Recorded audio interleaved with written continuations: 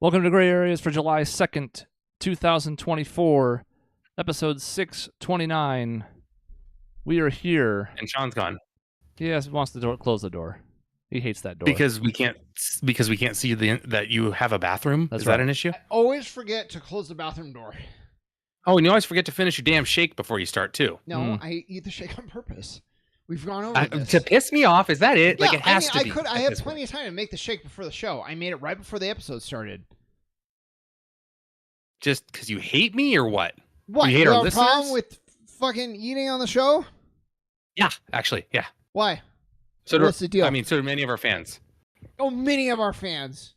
Oh, I Taking hate polls. to Yes. offend all the fans. A lot of people are saying. A lot of people are saying that they really don't like it. Chime in, all people that are saying. I would love to hear it from everyone. That's right. And if you're shy, just don't say it. I know that you mean it. So Come at every me. non-comment is a sign against you, Sean. I dare you to come at me right now. I would. God, I hope this happens. I will God, it would make me so revenge happy. Dave, it was really interesting. So, Revenge who? myself. So I want to, I didn't have time to change. I'm wearing my freaking shorts and tank top. And you don't even usually work out in a tank top, for the record. I do. Because then I sweat and there's nothing like catch the sweat in my pits. And it's just like, it just goes everywhere, like dripping down my arm. We do a move where we're like hanging from the bar. So my armpits are like against my sides and like the sweat is actually like squeezed out. It's like an orange, just like an orange on a squeezing thing. What do you call those? The most disgusting orange ever. It's a juicer, I guess is. I Probably what got you call yeah. it. That's the simple name, right? Yeah. So I'm juicing my pits, making a sweat smoothie. So just God. a lot of different ways I'm making this really appetizing, this episode. So Dave, While you eat. the research I was talking about, what I want to do is I want to go back through. This was twofold, because one, I thought it'd be fun to go through all the years where we said, well, the best game and to an extent best movie as well. And I want to go back and be like, how did that hold up? Would we change it now or not? And then I thought, while I was going back, we also assign the best of on shows that we hadn't done. I did not realize we started this in like 2011, the best of. Yeah. I think we missed 1 year because we were like gone forever. There was a big hiatus. Yeah, and I well, don't think we did it. internet. We didn't have internet. Yeah, that's for why. months. Yeah. Mm-hmm. So I was going back through the show, which was not easy, by the way, because the episodes are not in Spotify anymore. I don't know what happened. I can't find them. So I'm going through the website, and it's not. You have to go. It's easier to just go through TalkShoe itself. If you have Apple Podcasts, they're on there. That's the easiest way. But okay. if you don't have Apple, then that'll do it. Maybe I'll do it because it was like a pain in the ass to search through it. The mechanism doesn't work very well. Anyways. Well, when my computer crashed a few years ago, I realized I was missing some episodes in my own archive, so I had to go through and find some from like the 2014 to 2018-ish window, and that was also a pain in the ass because it's on one page of the website and it's on another page. Yeah. There's one episode I could not get off of TalkShoe. I think I found a workaround for it. So it's a bit of a mess, but yeah, Apple's still the best. Spotify, we never really signed up for in the first place. It seemed like they just aggregated us automatically and then stopped. We were on it. It was great because I could download it and then listen to it wherever. Yeah. But and by the way, anyways. Peter, I saw you in chat. I didn't have it configured correctly. It looked like I did, but your message didn't pop up. But I did see you. Future messages will be popped up. Thank you. Goodbye. So Peter can chime in if the eating bothers him. Peter, Right. I don't know if you heard that I or said, if you missed it. Silent comment counts as a count against you. Oh, well, people are that's shy. And convenient they don't for want to you say it. then. Yeah, it's just how things work. I don't make the rules. So a couple of things that I noticed. So I'm doing research, and so I thought assign things that we didn't assign, but we did kind of. But like at that time, I was doing movies pretty much exclusively. Chris was only doing games, and so it might be fun to revisit at some point. As part of that research, though, there was some going early on.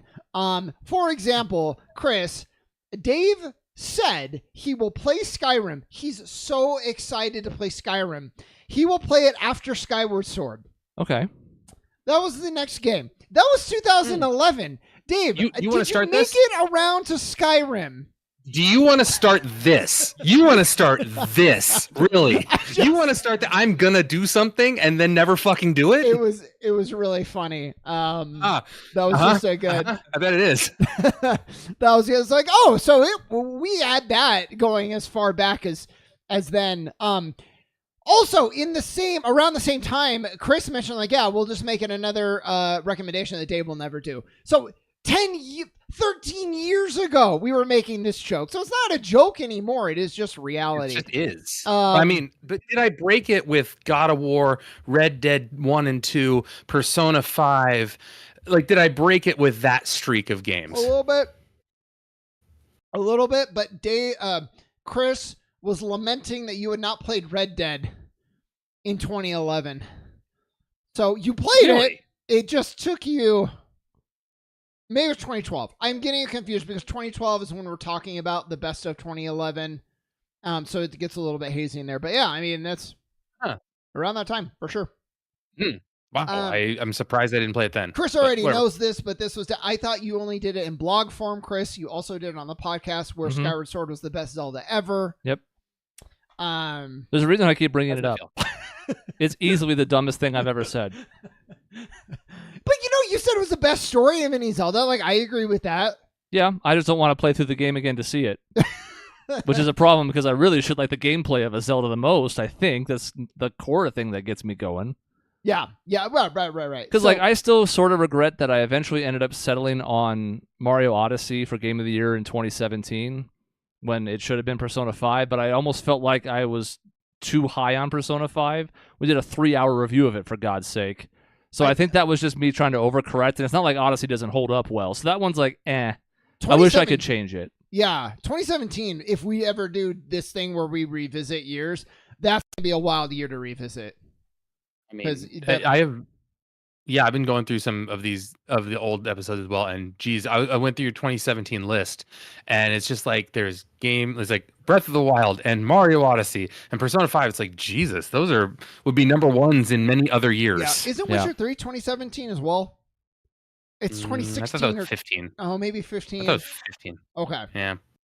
Thank God, because that would have just made it even harder. Yeah. But yeah, so that's a banger year.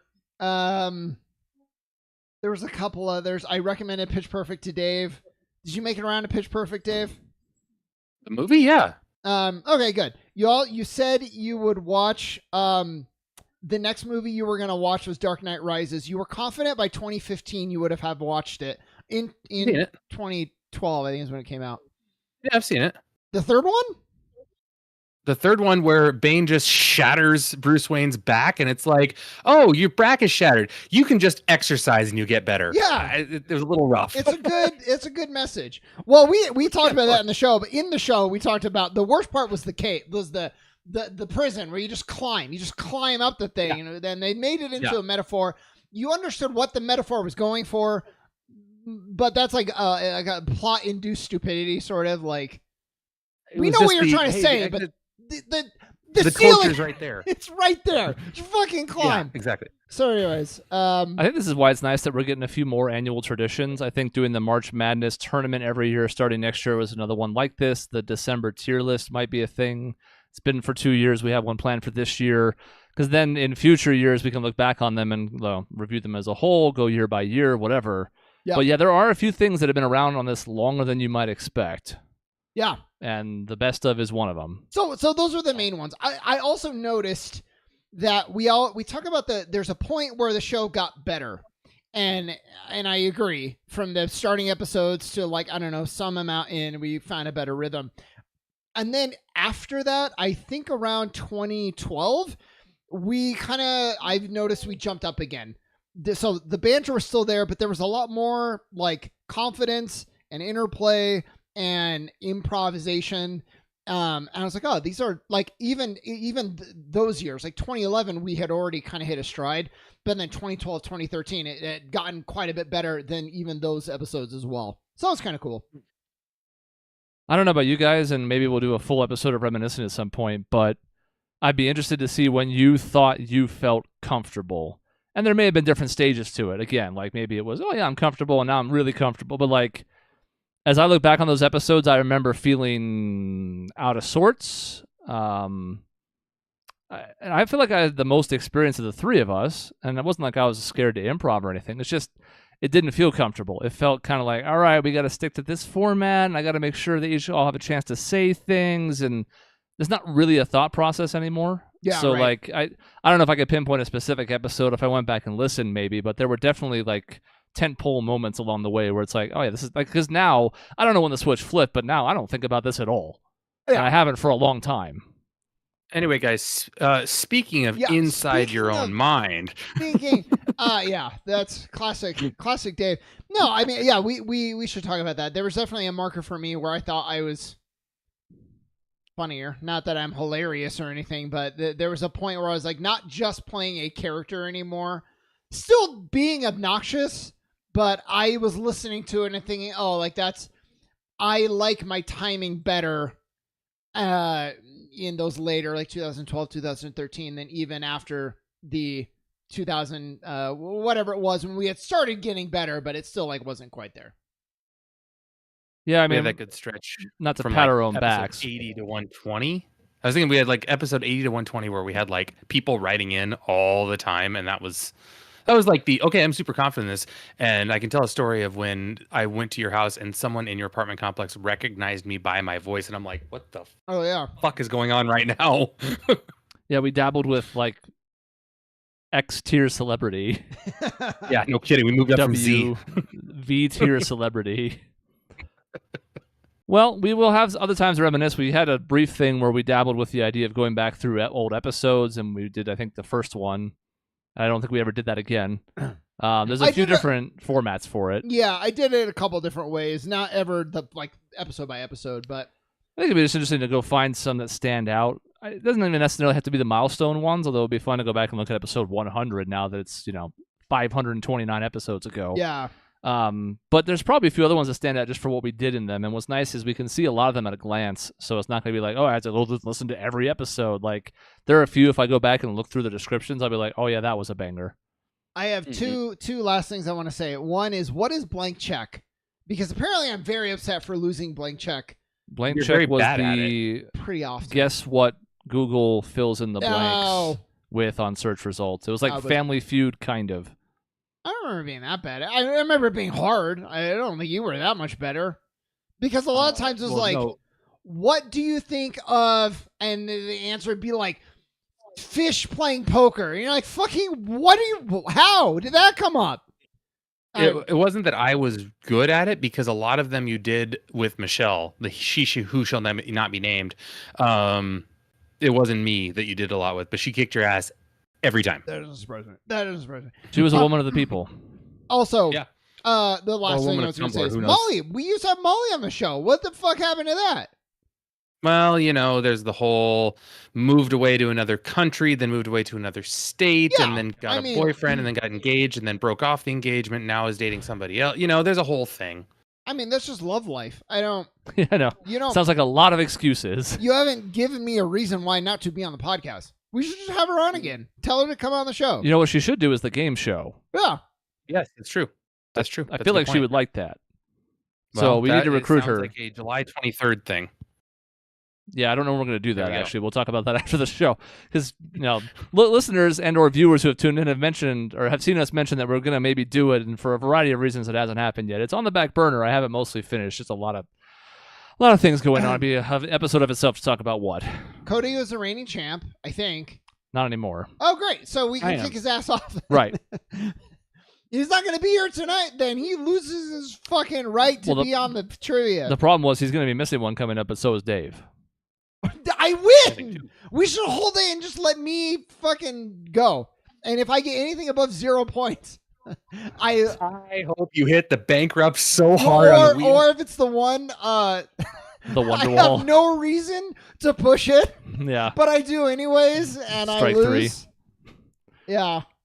I'm sorry, Sean. That's 3 strikes. I like the idea of starting the whole game show, going through the whole rigmarole, asking the first question in top speed, and you get it right. We're like, all right, and confetti comes out, and that's it.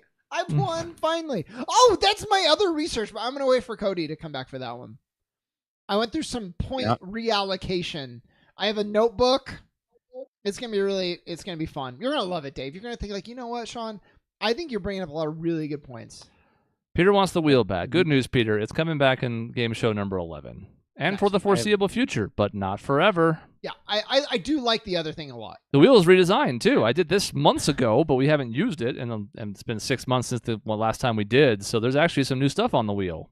I think my favorite part of what you're going to like about your favorite part about what I did, Dave, is going to be how it calls into question at least like 3 of your victories. I think you're really going to be like, wow, I actually feel guilty for even winning them. I would like to give back the awards that I've won. I would just like to return it. Like, our actors do the Academy Awards. They're like, I can't accept this anymore. Here you go, Sean. This is the victory that I will give you. Oh, you can have it back. He's holding a trophy. Thank you. So Peter says the other game's super cool, records. but the wheel is vicious. Yeah, the wheel's unforgiving, and I've made it a little bit more unforgiving. Hell yeah. Wonderwall is one of my favorite game show final rounds ever. I think it's so cool. I liked it a lot. Cody's the one.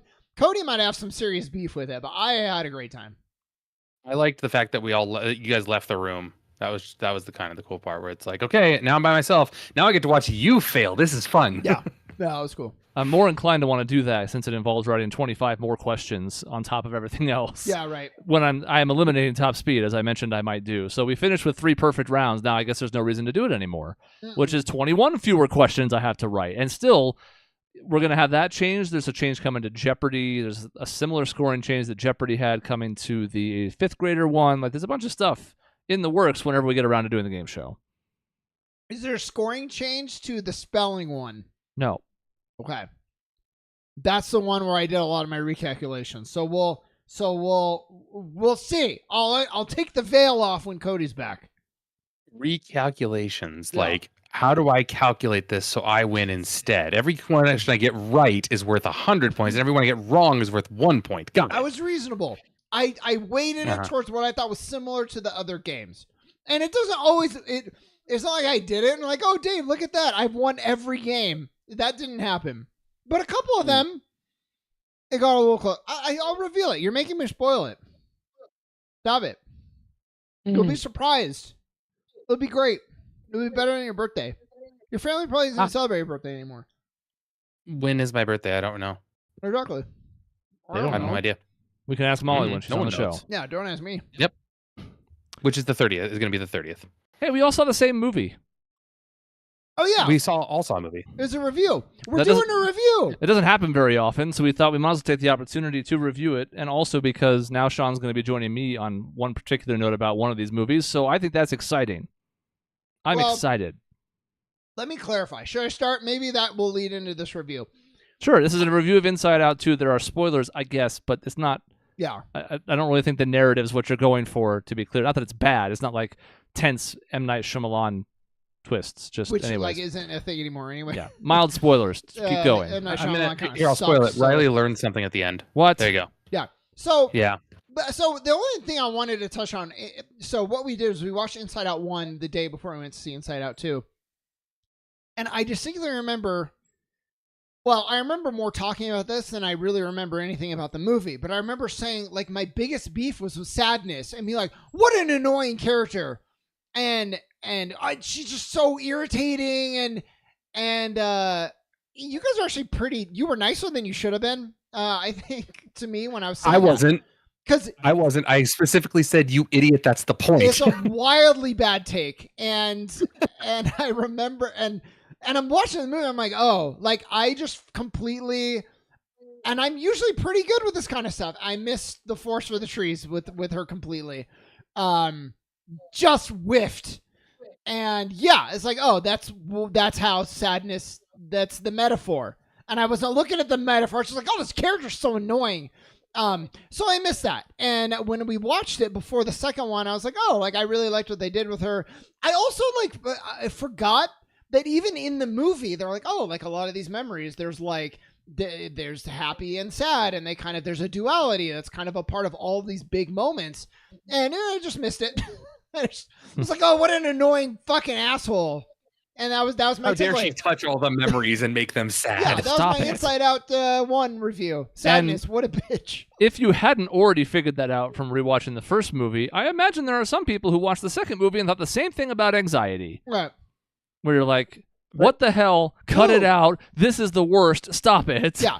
To be fair, I think anxiety is positioned more firmly in an antagonistic role. Yes. And yet, it's the same thing. It plays a role. It all matters. Joy herself was like, oh, I've discovered all emotions matter with Riley. So yeah, well, that's what the whole thing with anxiety is. You're right. They position her much more as an antagonist in the sense of like ejecting the other emotions out. But it's such a great metaphor for what anxiety does to you, right. and such a way for kids to visualize this, especially kids that are in their preteens that are nearing puberty. I was amazed at how the scene where anxiety is working so hard to make everything work that she just locks up, that representation of a panic attack was just like, damn it, that's it. That's what a panic attack is like. And it's amazing to see them put that with cartoon characters. I was really impressed with how they pulled that off. Yeah. So I wanted to touch back on why my Inside Out 1 take was where I think I had it as like, it was fun. It was good. I still liked the movie. But that hurt the review. And it definitely, I thought it was good. Now I think it's quite good. With that said, I think Inside Out 2 is even better. I think it is one of the stronger Pixar movies that I've seen. It's one of the best movies I've seen this year. I extremely liked it. I think it was funny, but some movies are like, yeah, the story was good. It was amazingly funny though. Not that this one was trying to be. I wasn't there thinking like, oh, it made me laugh a lot, but I just thought the writing was super good. It was kind of in the middle ground. Like parts it was funny, but it was also like trying to tell a meaningful story, and I thought it really succeeded. It hit the points of what I remember a bit of being a teenager was like, with the desire to have people like you, the worrying about every aspect. And I mean, even adults struggle with that too. It's where you try to plan out everything to make sure that you're not going to miss something so that you succeed, because if this one event doesn't happen, your life is over basically, which is never the case. That's never true. You can have something terrible happen to you and still recover and move on. But the best thing that they did in this movie by far was the addition of the personality rather than the islands. They had all the islands in the first one. Those still existed, but now the fact where they made like this web of personality where it's like, no, these things that happen to you are the things that shape who you are. I really appreciated that. And then showing how anxiety took that over, because anxiety takes over who your personality is sometimes. Again, great visual representation. Yeah, I think what's cool about this is that it tracks especially for preteens and teenagers, just for all the reasons you mentioned. It's a character in that age group going through it, and there's going to be a lot of familiarity for people of those ages to look at in Riley and go, oh man, I've thought something similar. I've had a similar situation. But it kind of works for everybody. For younger kids, it may be a little too metaphorical, in this, even though it's like a literal representation of these emotions, but there's still something to get about it. They keep hammering home, she's a good person, she does good things. But even then, for older folks like us, or older than us, or whomever, I can still put myself back into those shoes. I still think back to when I was 13 and I felt out of place and I didn't know who I was yet. I was still figuring out my core beliefs, my tenets.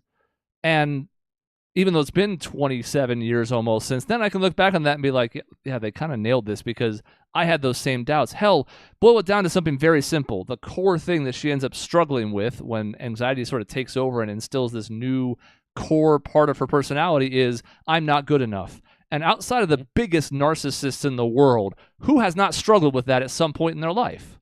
Yeah. Well, you both hit it on the head of like, not, it's twofold. It's, I can more easily remember what that high school experience was like in junior high and all of that.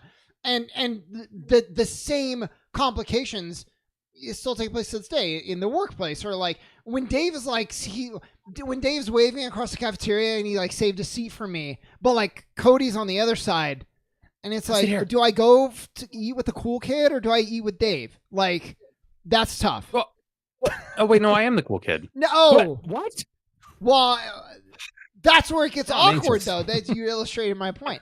So, it's like so it becomes a more sophisticated, complicated story with a character that you relate to a lot more than like I mean, it was little kids and it was a good movie, but like Running Away from Home, that's like the textbook joke that little kids always talk about doing and they never do, to the point where like a kid tells his parents like I'm running away, and then parents are like, all right, see ya, because like they're not gonna do it. Probably bluff. Now then, most of them don't actually make it to the bus, which Riley did, but the point stands. Yeah. So yeah, I thought it was a lot more relatable, and to that end, I thought Riley herself was a lot more of a character that they followed more. Like I thought that was more of a focal point in this one than it was in the first one, where she was more of a vehicle, like literally for the emotions. Now there was a lot more of like interplay.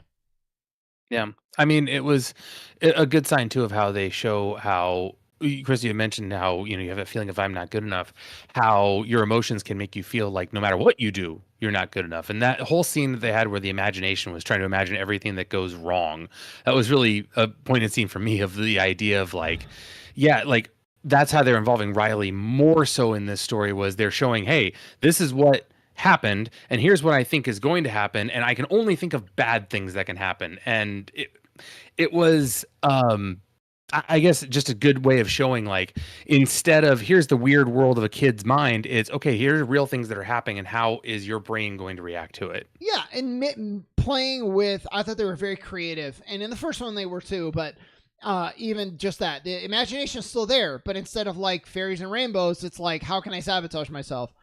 And the parade of the career thing was funny. So I'm taking it that means she's never going to be a Supreme Court justice now, right? Because that balloon got destroyed. It's God knows where now. So that means that career path is gone. Well, I mean, if Biden expands the courts, maybe, but we'll have to see.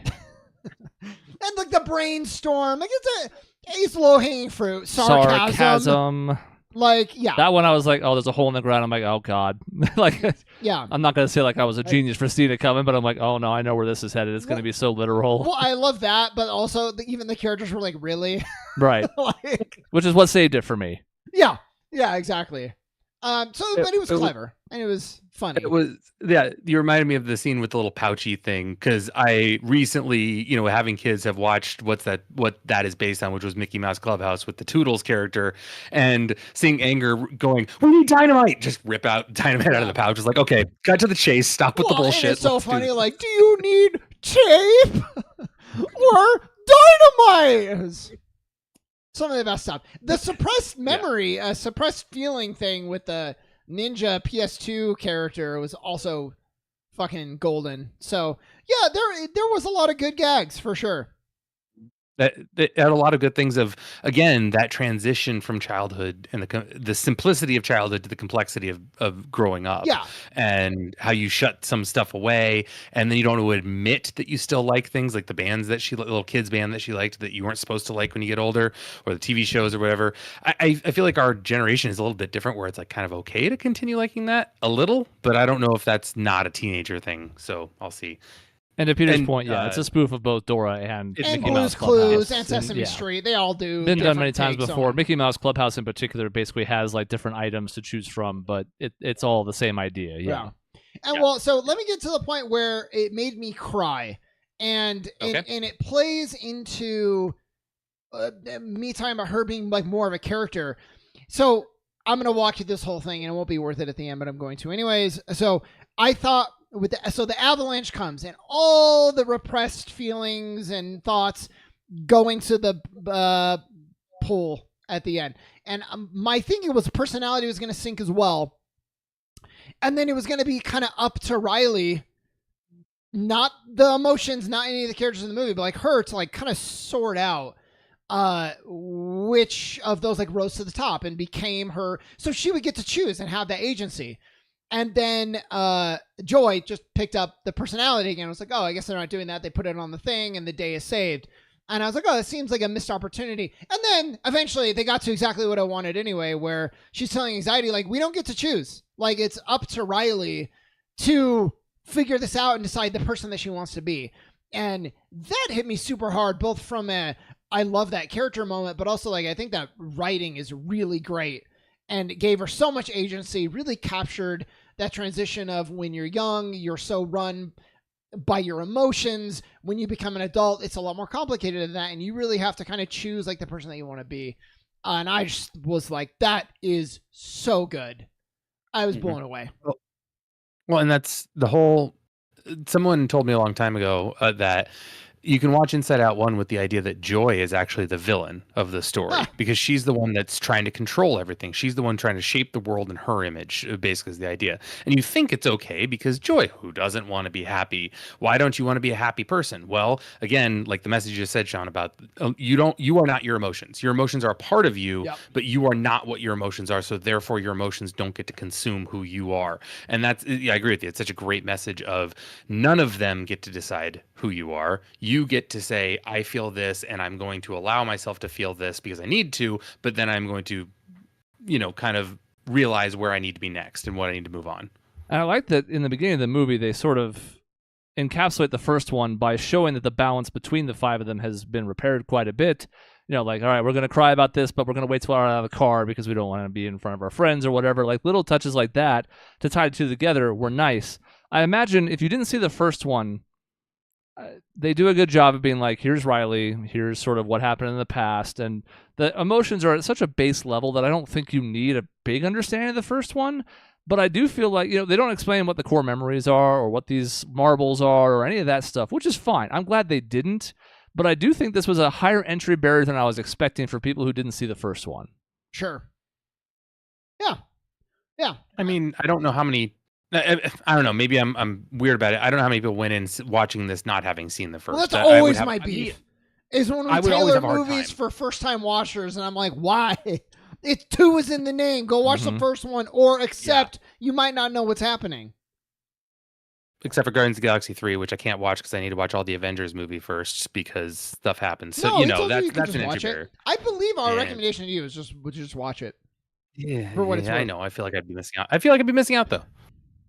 So you're the problem that we just referred to. The new emotions were good. I might need to watch it again. I feel like Envy, other than saying how envious she was, didn't like really encapsulate. Wasn't like pushing. It just wasn't a thing that was like it really explored in the movie a whole lot. I was kind of like, what are you doing actually here? It was a hard part because they didn't get 3/5 of the main cast back. They didn't get Bill Hader back as Fear. They didn't get Mindy Kaling back as Envy. Well, she was Envy. I guess she was Disgust. So I don't care that they didn't get the actors back. Actually, I thought they did. The characters got more play than in the first one. Yeah. You're right. I was in the wrong. You, but and Louis Black gets a surprising amount of range in this one, so that's nice. Yeah. No, the Envy, the new one, the one who I confused Envy with this. Right, my bad. Doesn't really have a whole lot to do. So maybe... I think the idea there, and I would also be curious on a rewatch to see if this jives with my initial impression, is that Envy kind of just co-signs everything else that's going on, especially with anxiety, because it's just kind of like, oh yeah, that seems neat. I want to do that. Oh, that seems neat. I want to do that. Like it's sort of tilting at whatever windmill is nearest by. And maybe that wasn't enough of a presence for Envy because it does feel like it gets lost in the shuffle a bit. But I think that was what they were going for. Yeah, definitely. And I'm sure there's a better, like, I would like to see, I think there is a stronger correlation, like, with embarrassment and sadness. They touched on it a little bit, but I would like to watch that dynamic again. And also just, embarrassment fascinated me because it enabled some positive things. And I was wondering, are they trying to say something, or is that just who happened to be standing there when those moments mattered? But the point is, there's a lot of things I wanted to go back and be like, oh, I'd like to get deeper into that. And I think for what is basically a kid's movie in a lot of ways, that's pretty impressive. I think embarrassment, the good thing they did with that was kind of, it was a little bit of a head-on metaphor of just pushing through your embarrassment and realizing that, yeah, this may be tough, but if I do the right thing, even though it might be embarrassing, it'll come out better in the end. And that's kind of what the character embarrassment did, was help all the other emotions get back in to kind of solidify the situation. I was wondering if they were trying to go out, like, the flip side of embarrassment is like confidence. Like if you own your embarrassment, that's like the pathway to being confident. But I might be pulling shit out of my ass. I don't want to watch it again. it turned into embarrassment, didn't say a word, no, covered his face all the time, and then finally had words to say at the very end, basically, when, was able to not save the day, but be an assist in, making sure that nothing, the world didn't fall apart. And you can argue that there's an opposite side of it, which is more like the Catholic approach, which is that embarrassment's essentially the equivalent of shame. Yeah. And that shame ultimately ends up being a motivating factor down the road for not doing something again that was unpleasant or doing something better or differently.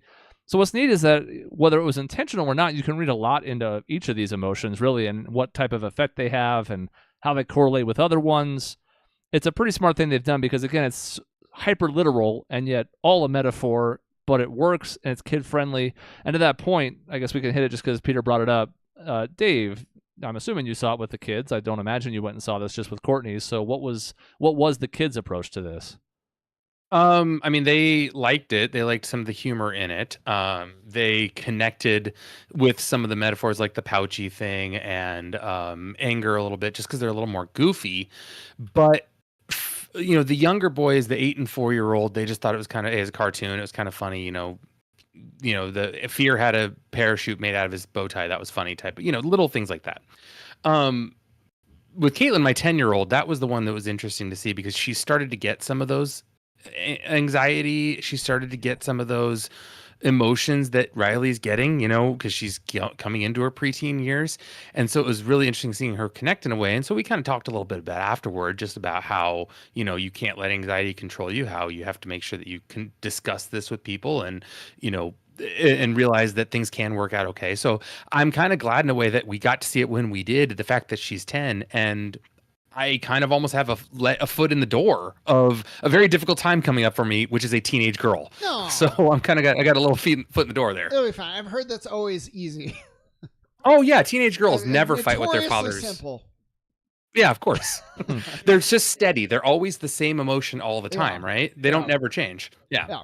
I think that's another thing that's cool too, is that in addition to the kid angle, you're now seeing it from the parents' perspective. And for, a lot of people our age, they have kids, maybe around Dave's kid's age or whatever the case might be. We're almost all 40. So it's now at the point where you can enjoy this on multiple levels, because for some parents, it might just be not only thinking back to their youth, but seeing what they can see in Riley and their own kids. And I know for some folks that made them, more emotional just because they connect with Riley because they feel like they want to protect her just like they do their own kids. Like it's, I don't know. It's really fascinating that they have a movie that connects across multiple levels like this. And I have to imagine that spiraled beyond even their greatest expectations.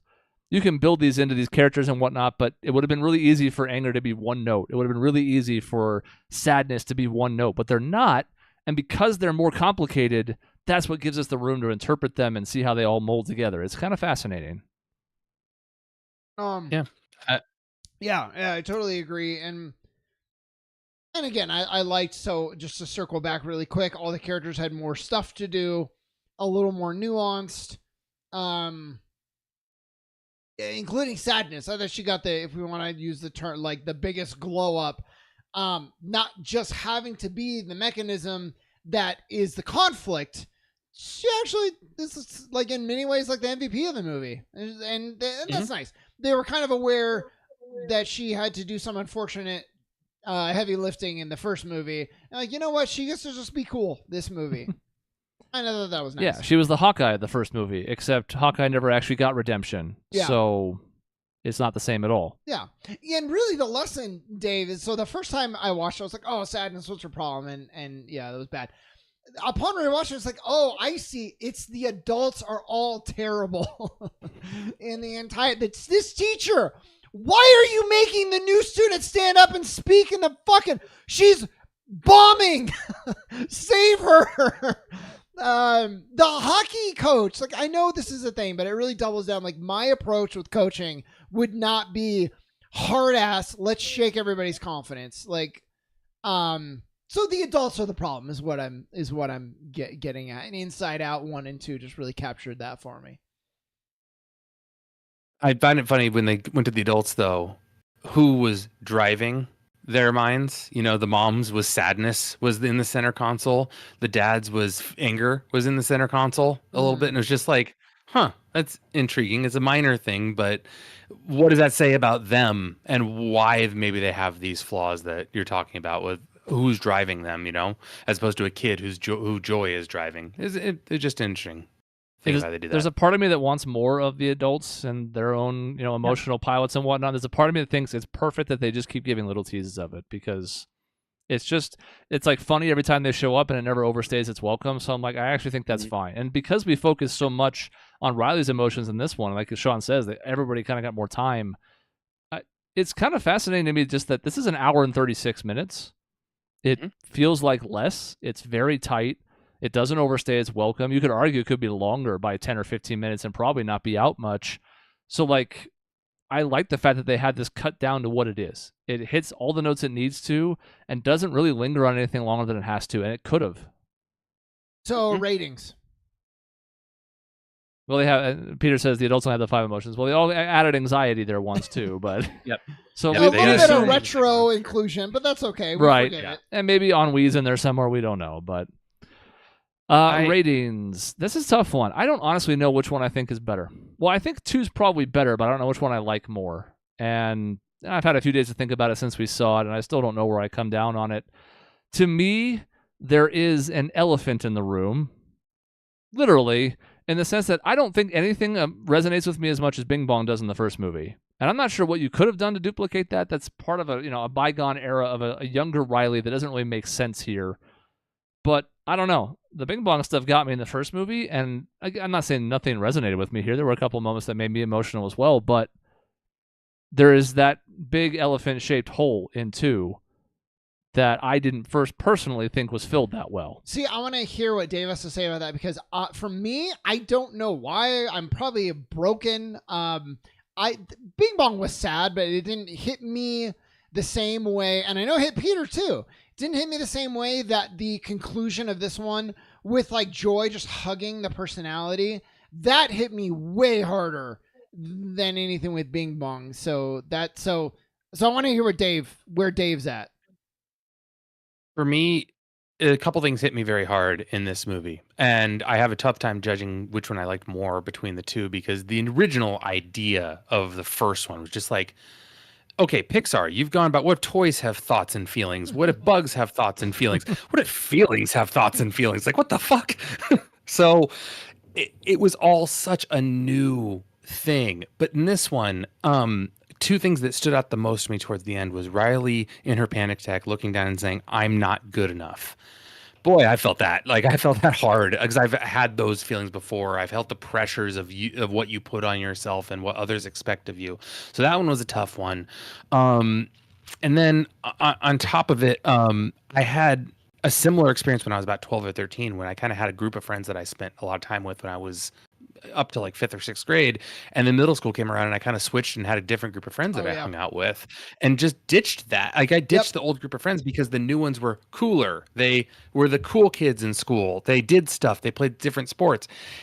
And I actually felt that a lot. I'm like, I wonder what is happening with my old friends that I used to spend all my time from 1st grade to 5th grade with.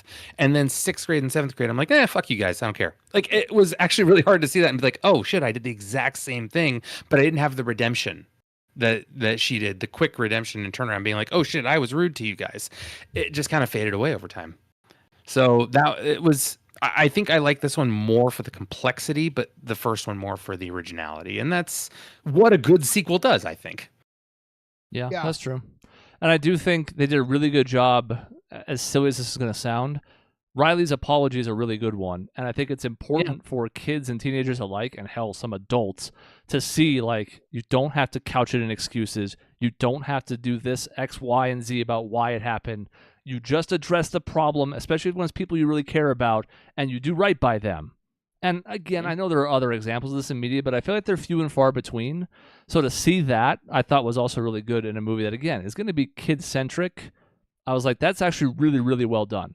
Because there are not a lot of other examples where you can point to and be like, see, this is what you need to do. When you mess up, you own it, you make it right, and you try and fix it the best you can. You know, that what a good message to have in there. So, like, I don't want to make it sound like I don't think I like the second one or anything of the sort. I think it's very close to me, and I don't really know where the scales fall on it. So I have this, number 2. I don't remember what I ranked 1, and I didn't get to rewatch it with Sean because I was spending time with family. I think I had 2 at like an 8.5. Yeah, I think I'm similarly ranked. Again, Pixar is we talk about the Zelda scale where it's like, hey, Zelda's this higher ranking where it's like you almost look at it more critically, and I kind of feel that same way about Pixar where you almost have to be more critical because of what their pedigree is and what they've done so well over time. This one didn't have the same heavy emotional hit for me as a movie like Coco or Up, or the very beginning of Up or something like that.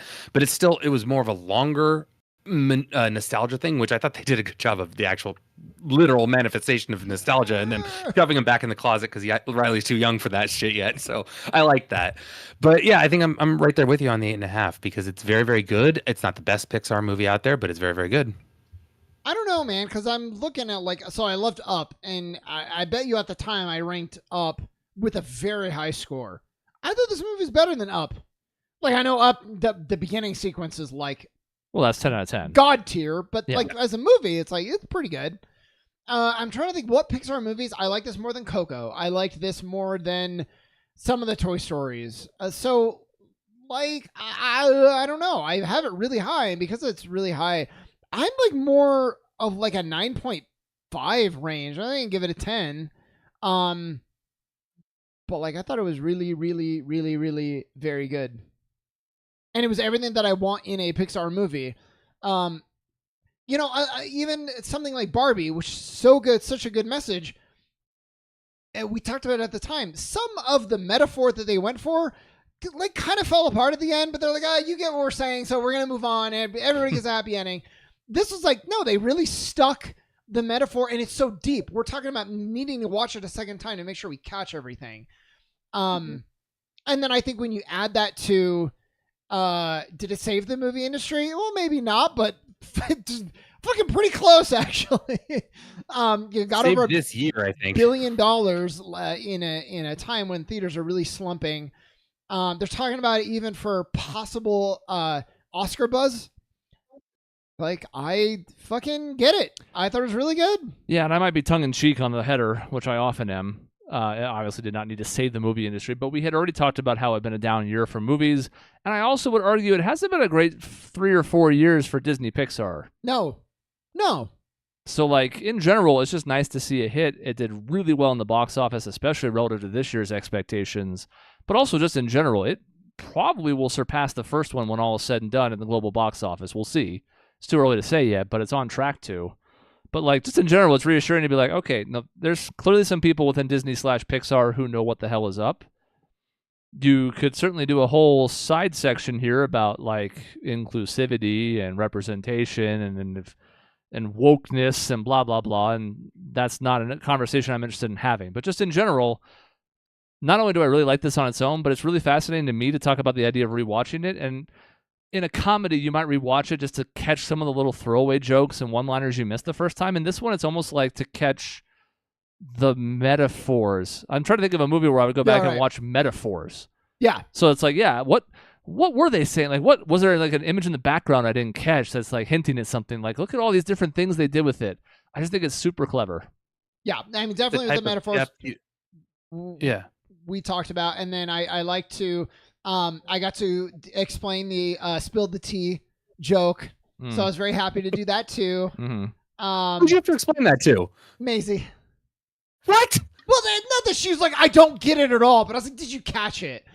Literal spill the tea, and then she blew up with the gossip. Like, okay, one from the other room. Just put it in the chat, Maisie.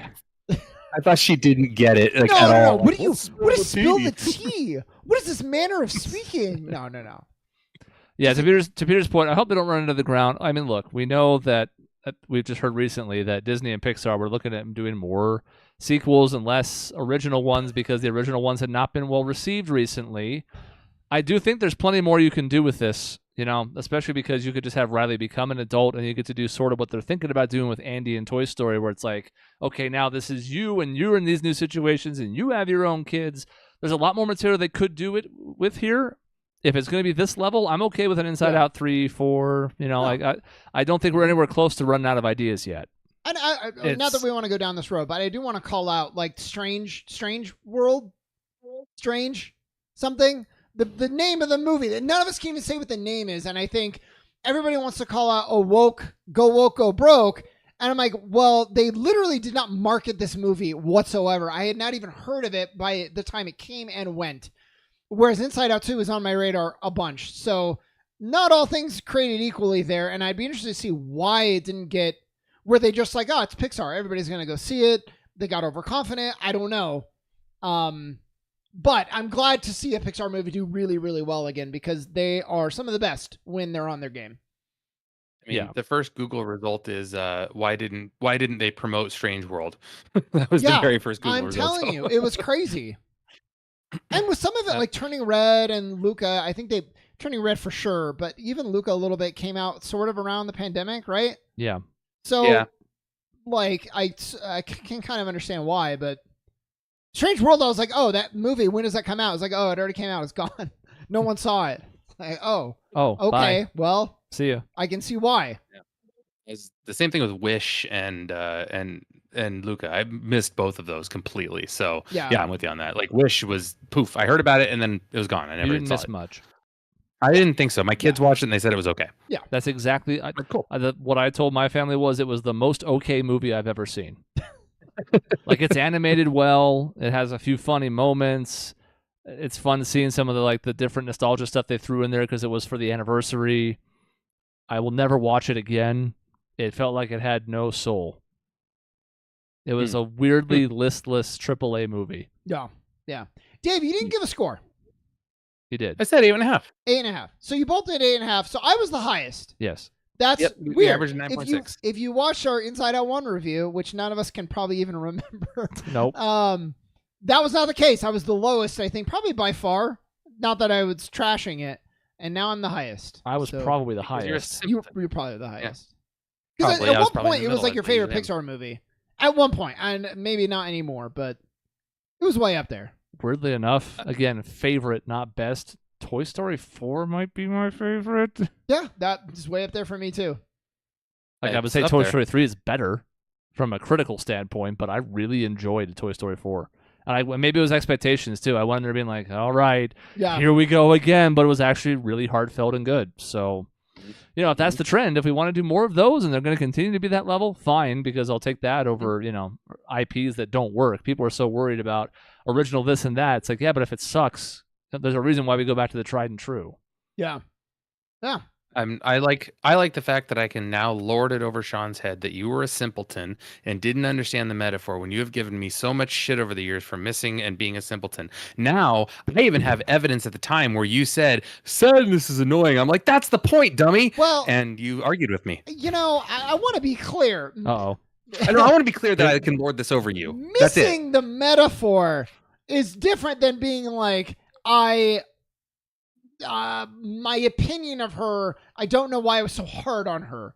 I'm not saying like, oh man, I didn't realize it was a metaphor. Like, I understood, but I just didn't give it enough thought. Sort of, it was just like, why is she so annoying? Why can't she work better with other? It's like, well, my narrative was better. I like my narrative more because it's intentional. That's the movie. Did you watch the movie? Because they kind of explain that in the film. That's the whole thing. Yeah, that's the reason the movie exists. That's the joke. I had originally talking about the debate a little bit. The hell with that. We'll have a presidential episode. We do it every 4 years. I'm not really eager to talk about it this year, but then again, I have a few things I want to get off my chest. So we'll save that for down the road. We're still 4 months away from the election. I do want to do a tight 10 on NBA free agency because it's not going to come up again. Chance to do a little mini Suns thing in the offseason. Specifically, though, I want to talk about what Dave mentioned right before the show, which was I am kind of surprised at the backlash to Bronny James being taken with the 55th pick by the Los Angeles Lakers. I'm a little bit surprised. I was expecting some just because LeBron is his own little lightning rod of hatred, but maybe Dave is just sort of on board because he's a dad now. I don't know, but I'm like, it's the 55th pick. That has a 1 in 2,000 chance of turning into an NBA player. If it keeps LeBron happy and it makes a special moment, who fucking cares? You took away a special moment from someone who deserves. It's so dumb. At the end of the draft, doesn't matter. Is there another? Is there an example of the backlash? Bring me up to speed. I haven't heard really anything. The main thing has been the nepotism argument that it's because, LeBron wields all this power and this and that. And a lot of people have pushed back on that, including, weirdly enough, Colin Cowherd, who it's like the Onion thing where it's like heartbreaking. The worst person you know made a great point. But he's pushed back on it, being like, nepotism exists everywhere. Like, think of all the different, like, sons of NBA players or general managers who have also ended up in front office roles or prominent positions or all this stuff. It's like it happens in the real world. It happens in sports. In general, I think it's a lot of pearl clutching because, as you sort of mocked, like, they took away a special moment. Yeah, like when Nikola Jokic was drafted in the middle of a Taco Bell commercial, that kind of a fucking special moment. Yep. Yeah. You're right, Chris, that what I said to Chris right before the show was I saw they were putting pictures up of Bronny in the Lakers jersey with his dad and his mom next to him taking pictures. And LeBron wasn't in his jersey, which I think is a nice touch because they're trying to highlight the new player, Bronny. And I had this past weekend, my daughter was in a softball tournament, and scored the winning run in a game. I looked at my wife with the tear in my eye and my hand shaking because I was so excited that my daughter won a 10 and under semifinal of the silver tier softball league, shaking. I cannot even fathom the idea of my son being drafted into a professional sport. Like, that's a whole other level here. So, yes, is there nepotism going on? Probably. Would they have drafted him if LeBron was on the team? Probably not. But who fucking cares? How cool is that for LeBron? And I don't understand all the hate that LeBron gets anyway. It all probably comes out in a wash anyway, because if he wasn't picked, they could have just signed him. Whoever they didn't pick with the 55th pick, if they really do belong in the NBA, just go sign him. Like, at that point, just, it's easy. It's a lot of people just wanting to complain. Yep. About LeBron specifically. If they had drafted him in the first round, I would have understood. Yeah, number 5 pick. Bronny James. Yeah. Like, okay. None of the scouts have him anywhere near this level. If anything, they're almost heaping undue pressure on him by putting him in that scenario. But instead, I'm like, we spend so much time clutching pearls over things that aren't worth it. This is one where I'm like, this is just so silly. Besides, I would have loved it. Any team drafting him at 5 is like, yes, wasted. As long as it's not the Suns, they just wasted their pick. Awesome. Love that. And, the funny thing is, like, a lot of times in the draft, late in the draft, people have asked teams not to draft them so that they have choices to go sign wherever they want that late in the draft. Yeah. So it's not like you're ruining someone else's opportunity. It's not like if you miss out on the draft, you have zero chance of making the NBA. It's just you can get your name called on draft day and you can still make it. Lou Dort is a great player at the Thunder. He didn't get drafted. He's doing great right now. So who cares? There's a lot of draft day stories. Kyle Filipowski dropping because his girlfriend's crazy and grooming him, and holy shit. That was a scary one to come out. That's pretty cool. Tyler Kolek was plummeting down draft boards, and I started seeing rumors that he didn't know how to read. I'm like, what's happening? At the NBA, it's all about drama. It's like, he got the worst score on the Wonderlic test we've ever seen. And I'm like, what? Nice. I don't know if that's just hit pieces or what that is. You know what would make me mad, though, is the idea of, like, he doesn't know how to read, so we can't draft him. And like, yeah, but with the wife beater, we're good with giving him another chance. So the Clippers are trying to get Miles Bridges, and they're like, he's learned his lesson. Yeah, he's learned the lesson to not beat on his wife anymore. That's the big lesson that he's come back from? I certainly hope so. Sure, but, like, I think probably it means he's at his core a fucking piece of shit. And when we're talking about second chances with people like that, and I'm like the most second chance person that is alive. And I reminded myself of Trump by saying that, so I don't love that. But oh boy, but like I'm really the greatest second chance person. I love everybody. They're the best. Exactly. I hate him, and I'm so glad the Suns didn't go get him. But anyways, want to take my chance to throw shade at Miles Bridges. It's an easy thing to throw shade at, like, because he's an awful human being. Yeah. Like, just awful. And again, it goes back to Ray Lewis, football player. Yeah. Right. Well, Ray Lewis, Ray Rice. Yeah. Just all these players that are like, yeah, but they're really, really good at their sport. Like, okay, I guess that's where we want to have our values. But the Suns. Let's talk about the Suns. Sure. They didn't sign any terrible people. No. I hope. I don't think they could afford anybody who was terrible. Yeah. They had to get the scraps at the bottom of the barrel, and I think they did a decent job of it. I saw a couple posts today, and I suppose they were before the Monte Morris signing, but still about like, I think Brightside had like Sunderwhelming, and I'm like, I don't know what y'all expected. We knew what the second apron limitations were coming into this offseason. So if you're trying to get better around the margins, I feel like they did marginally. Do I feel like that vaults us into being a contender all of a sudden? Not until we see what Bud's offense looks like, and even then maybe not. But like whatever people expected, like it would have been cool to get Chris Dunn. I don't know if we've gotten details on his contract yet, but I don't think it's going to end up being a minimum. So like. For all the people that were out there fantasizing about what was possible, James Harden took a massive amount of money and nowhere near the vet minimum. LeBron James took the maximum because they couldn't get any of the people he was going to lower his price for a little bit. Yep. So he's taken another 3-year max that takes him into 42 years old or something. Nobody that wasn't going to be a minimum became a minimum. So with what was available, it's fine. It's like a B+ for me relative to expectations. Well, and they took chances too. I mean, I think they're taking chances on high upside guys like Ryan. Was it Ryan Dunn? Their first round draft pick. Ryan Dunn, yeah.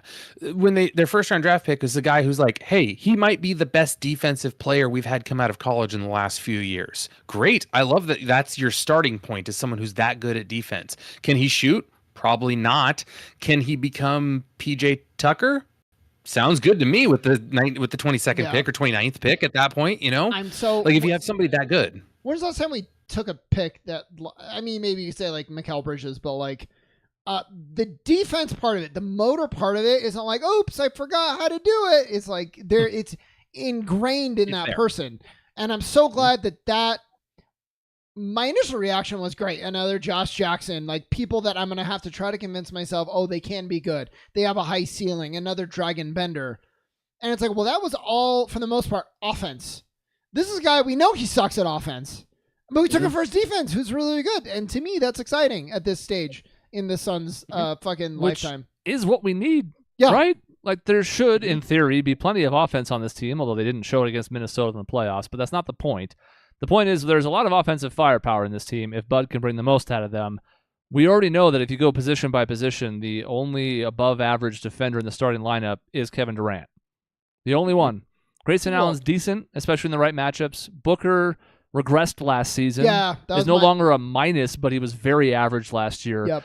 And Nurkic is, again, okay in certain matchups and very bad in others. So, like, it's maybe the biggest hole that needed to be addressed. And for that value that late in the first round, fine. Now, again, I've also seen some Suns fans who are like, yep, Dunn maybe starting at the 5 by the end of the year. And I'm like, I don't know what the fuck is wrong with you, why you were dropped on your head as a child. But, like, he's the number 29 pick for a reason. Slow the hell down. Yeah. Yep. But we'd also, again, I think it's pretty shrewd management. If we were thinking of taking him and had him at our highest point, the fact that we were able to then trade back, get a future second round pick, and then use one of those future second round picks to move up to get the guy we wanted in the second round, who from everything I have read, now I don't know much about him, just watching him, is a very smart offensive player, not a great shooter, but a guy who just kind of has high IQ. Okay, so we've got a high motor defensive guy and a high IQ offensive guy. Okay, like that's a good starting place for your rookies. Let's see what we can do when you get him into the professional ranks, and that's your life at that point. Yeah. And there were some viral videos of him breaking down film and like recognizing actions and plays before they happened. And then I saw some people shitting on that. It's like, well, that's not that hard. It's like, I know now that everybody's watched JJ Redick's defunct podcast, they think they understand all the basketball plays. Oh, I know what horns is now. Cool. Welcome to the fucking club. But like, how many NBA players could actually do that? How many NBA players can actually do that? Like LeBron can. We know his game recall was phenomenal. But that's pretty rare, because if you ask a lot of NBA athletes about like certain play actions after a game, they're going to go, and be very confused. So again, if that's one NBA-ready skill, let's give it a shot. We tried once before with somebody like a Kendall Marshall who could pass and literally nothing else, and it didn't work. But like at that level, again, what else are you going to do? Man, I thought we did pretty good. I'm so desperate for a point guard that I'm like, can we start Monty Morris as point guard? And the answer I think is no. Well, I don't think whatever I want, we're not going to do it. We're clearly, the team wants to start the big three, not have a point guard, not a traditional point guard. And I guess, okay, let's see what we can do then. But I think one of the reasons Booker regressed, you reminded me, Chris, on defense was because of what he's being asked to do now on the offensive end. Yeah. And it doesn't play to his strengths. I really don't think so. And so if he's a point guard, fine. If Beal was a point guard, he struggled in that role as well. But but these are the 3 best guys. Why would you want the ball out of their hands? I don't like it, but we'll see what Budenholzer can do. Well, and again, I think the problem is, what was the alternative? What traditional point guard could they have gotten, either via trade or free agency? Like, they're backed into this corner. Yep. Maybe we don't want to be in this corner, but we're here. So I don't know. And maybe there's a future move that can happen. They're giving out some of these bigger contracts to somebody like a Royce O'Neal to have flexibility for one-for-one trades under the second apron. So it's possible that this team could make a move at midseason. Unlikely. But, I mean, again, given what they had, I don't have many complaints. I think Suns fans who did were very unrealistic. I agree. Yeah. I mean, I'm as low on this team as anyone. Like, I'm hoping they're going to be fun. I don't think this is the year we're going to break through. I'm hoping Brad Beal's energy is infectious, especially in a new system where they're given the opportunity to thrive. Because, I would like to see them enjoying themselves. Yeah. I don't really expect either Durant or Booker to be these big-time leaders and the vocal guys, because that's not them, and they're not changing that. But they can have fun out there. We've seen that. Yeah. And they do like playing with each other. Even just Booker and Durant the year before had moments where they were clearly enjoying the fuck out of playing with each other. I'd like to see that enjoyment come back. Because you know what? As we wrap this up, I look back on last year, and now that it's with some hindsight, I don't know how the hell we won 49 games. Yeah. Exactly. I'm not saying that because we got swept in the playoffs. I just mean in general, as up and down as everything was with the injuries in the first half, we almost won 50 games in that Western Conference with that squad and its problems. I'm not saying that means we're going to contend next year. I just feel like there is a world where if Bud's system clicks with this roster, we could be in that mix. Could. It's a bit, to me, almost like the Warriors back in the day. It's granted we're way older, but like when you have the right coach who fits in and then makes everything work the way Steve Kerr did with the Warriors, it's like, oh yeah, there we go. I'm not saying it's gonna happen, but like it has happened before where you have a coach and then the same roster carried forward with a different coach, and it's like, oh shit, yeah, I figured it out. Here's the key, and boom, you're this force. And maybe it won't happen, but it can. Keeping the core together, like a lot of people are like, we gave it a year, it didn't work. It's like Boston just won their first title. Mm-hmm. They've had this core for a long time, and this was their first title. Sometimes you got to be patient. Denver, I remember years ago, Denver having, our core's so good, we're so fun, and they just couldn't break through, and then they did, and then won a title. So sometimes you got to be patient and not break up the core. You can make small pieces on the fringes, small moves on the fringes, and that's fine. But so I don't think we're a contender. I would like to be pleasantly surprised, but I also don't think, time to blow up the whole thing. Like, let him grow a little bit. Yeah.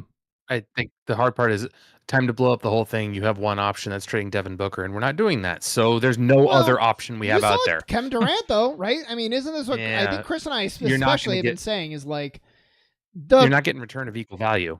That's the problem. Well, I wouldn't have thought that either, but if fucking Mikal Bridges is going to get this, I don't care that Durant is 36. All bets are off. Was it? I mean, didn't the Rockets want to give us? Supposedly, allegedly, they wanted to give us basically what we traded. So I don't want to say like in your face, Dave, but like literally the same almost package. That was not. Essentially, we said we weren't interested, but I've heard that was the offer. And Şengün is not what Mikal was. That's not a knock or a homer about Mikal. It's like Mikal had already proven he was an NBA elite defender. And Şengün, while promising in a lot of aspects, still has plenty of ways to get better. So the players weren't as good as what we sent out, but essentially it was our picks. Yeah. Mm-hmm. And the last thing I want to say real quick as we wrap up, I know there are people that are much smarter than me at trying to figure out the future of the league. I'm sure they've done countless scenarios to figure out what these projections look like. I don't know what's happening to salaries, and this is not a players are overpaid rant, but just a if you're going to be committing $277 million to Scotty Barnes, I don't know what this league's going to look like in 4 years. When you look back at the top earners of 2012, 2011, and then the top earners of a decade before that, there's remarkable little movement. The cap has skyrocketed because of the new revenue the league's been bringing in with all this attention, the new media deals. We're already seeing it in Phoenix, so we're not new to this, but I think there's a lot of fans around the league that are quickly having a reckoning with everybody's becoming too highly paid. And you can only have like 2 guys on your roster and then a bunch of other people, because look at all the different moves that were made in this free agency, like KCP from the Nuggets, where it seems like we can't afford this anymore because now we're paying Jokic and Murray and Michael Porter Jr. and all of a sudden there's no money left. The only exception seems to be the Celtics, who have now just obliterated the second apron and flung themselves into the sun on luxury tax because all 5 of their starters make more than $30 million a season.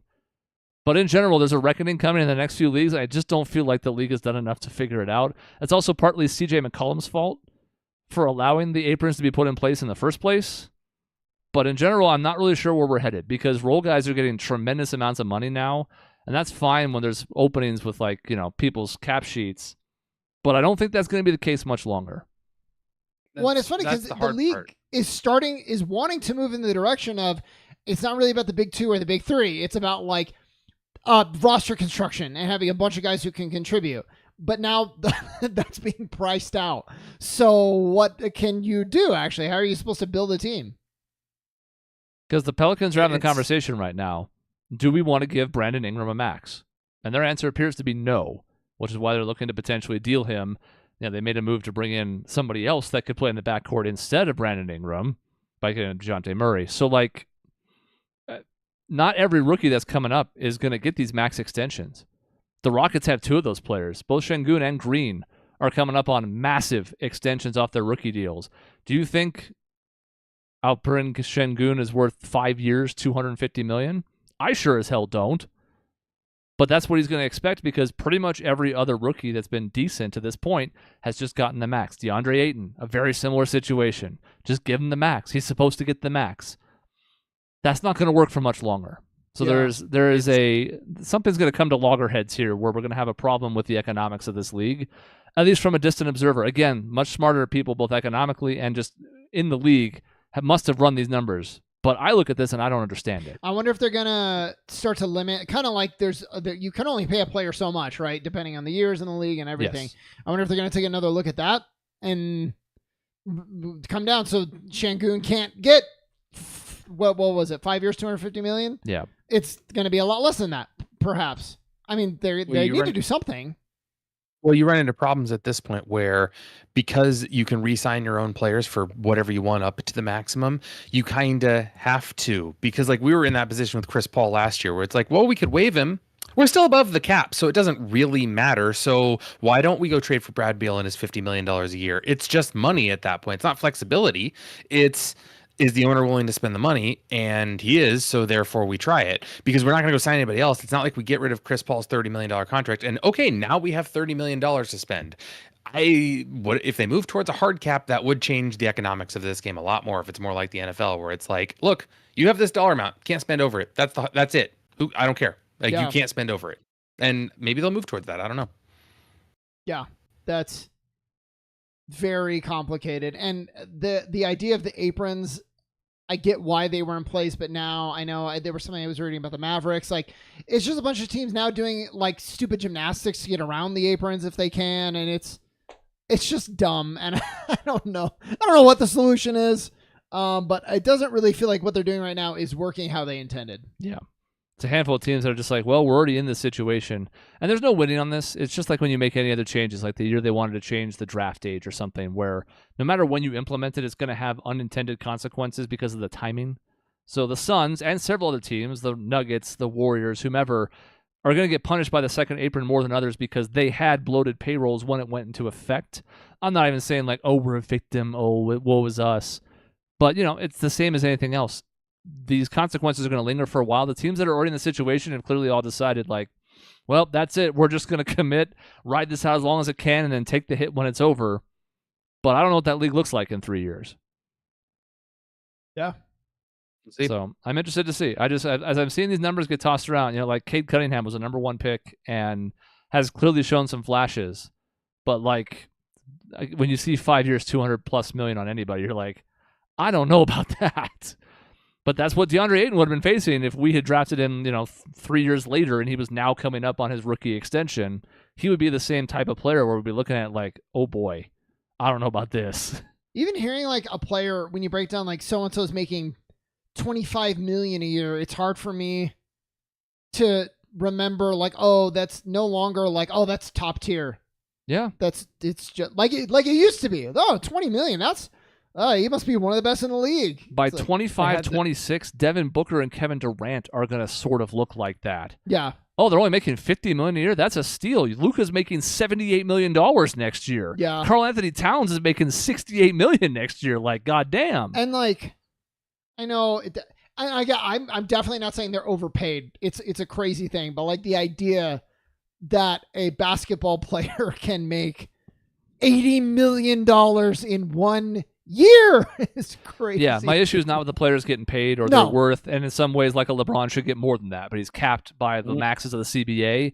It's just I worry it's all just top and bottom, and it feels like that's not healthy for the league in the long haul if it's all max guys and vet minimums. It's not just the Suns that are in that situation. It's a lot of teams now. I almost like, Dave, I know this is way oversimplifying it, but like something like your fantasy league, don't they assign values commensurate to like player impact? I mean, you auction them, so you assign the values based on what you're willing to pay for them. You have a limit, and then you auction. This was an auction draft, so yeah, your players you select based on what you're willing to spend, but you have a limit of what you can spend. Yeah, perfect. So yeah, let's a race. We set a date. We set a year date. Don't drop your head. You're gonna love this idea. We set a date. By this date in this year, we're gonna have an auction and clean the books out. And then it starts day one. And we're just gonna go. And if you were Shangu, you were making $50 million last year. See ya. If you go now and you're auction low, you could make as little as $5. But that's I'm quite sure the players union will sign off on this. I don't see a downside for them. What's funny, by the way, is this kind of does happen in auction drafts. There are some teams that'll be like, I'm throwing $75 at 2 players, and I don't know what the other 11 spots are going to be. Yeah. But I'm going to figure it out. And most of the time, those teams don't do very well. Yeah. No, they don't. It's like, I have Steph Curry and Giannis. It's like, yeah, and 10 of your 13 players play every night. So what about the other 8? Yeah. Those 2 are really, really, really good, but the other 8 are now shitty. So you mentioned the salary the size of the annual contract being kind of like hard to get used to. I thought the same thing with Clay and what he signed, 3 years, $50 million. I looked at like, Clay's washed. What the hell are you doing? 3 years, $50 million. Then I did the math and I was like, oh, that's only $17 million a year. That's not that much. That's a use of Nurkic. Yeah, that's a third of the highest salaries in the league right now. So yeah, it does feel like the economy's scale have shifted. But then you're like, Warriors didn't want to pay. Like, I know he's washed, but I don't care about the Warriors. But you would have just thought for what he meant to the franchise. I know he's so washed. I know he supposedly told Steph not to fight for him, and I don't even think he's that washed. I think he's washed compared to his older self. But what did the Mavericks struggle with the most in the playoffs? Anybody to make an open goddamn corner 3 from Luka's penetration. So if now it's Clay who's getting these kickouts and he doesn't have to create for himself, that's kind of the perfect spot for him. Fuck the Mavericks and fuck Luka and fuck Clay, but I actually do think it kind of makes sense. It makes them easily more hateable. If there's any tread left on the tires and he's not completely washed, and I don't think he's completely washed, he shot 39% from 3 on 9 attempts a game last year. The other aspects of his game are all slipping very quickly, but I do feel like he's okay still. No, I have nothing against Clay. Well, really, but like a lot against Clay. Yeah, but the idea of like the Warriors are like, yeah, just go.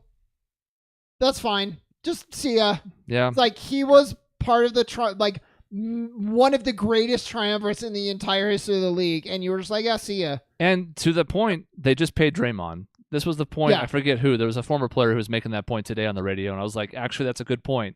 You gave Draymond and all of his histrionics and trouble in the league, and you paid him, and then when it came time for Clay, you went, Yeah.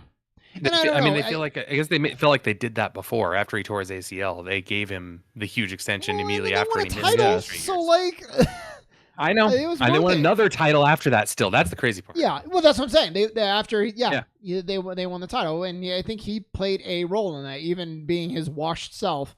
I think he mattered for that. I also heard he was mad that Podziemski, where the fuck that kid's name is. Yeah, they wanted to start him, I think, and bring Clay off the bench, and he was not super gracious about that. So maybe there's more going on. Well, the thing is, Clay still thinks he's the player he was, and he's not. He's having to come to terms with that as time goes on. But again, the ball's not going to be in his hands. Yeah, this is one of the couple offenses in the league where it's like, all right, you are going to stand in the corner. Kyrie stood in the corner. You're sure as hell going to stand in the corner. Yeah. So it's a smart pickup for them. Dallas probably got slightly better. Most teams in the West got slightly worse. OKC got better. They could be a 60-win team next year, I think.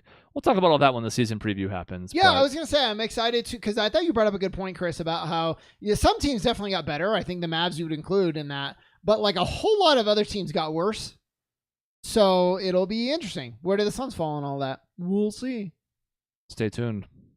All right, that's the end of this episode. The game show will come up eventually, but I don't think it's the next couple weeks because Dave is gone. Say goodbye to Dave. Wave goodbye. And then Molly will do it with us. She's been dying to get back on the show. It would be fun. Mm-hmm. Are we in the same time as Texas right now? No, we're 3 hours behind. So we're an hour behind Texas. We're never on the same. We're 2 hours behind. 2 hours right now. Behind. Yuck. 10 p.m. Texas time. Yep. What?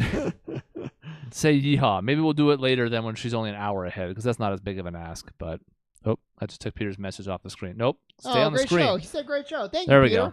You stayed with us through all the free agent NBA talk. That's right.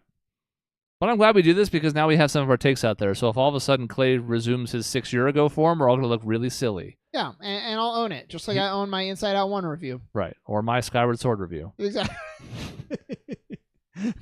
I'll go to my deathbed regretting that. That's even though like 10 people heard that at the time, I will still die thinking about to myself, shouldn't have done that. Yeah. Well, I'm going to do more research, so I'll come with more of that. More receipts. Building to best of the year redux. It'll be a good effort. All right, that's the end of the episode. Thank you for watching or listening. In between shows, you can find us at our website, grayareas.live or youtube.com/@grayareaslive. We will see you next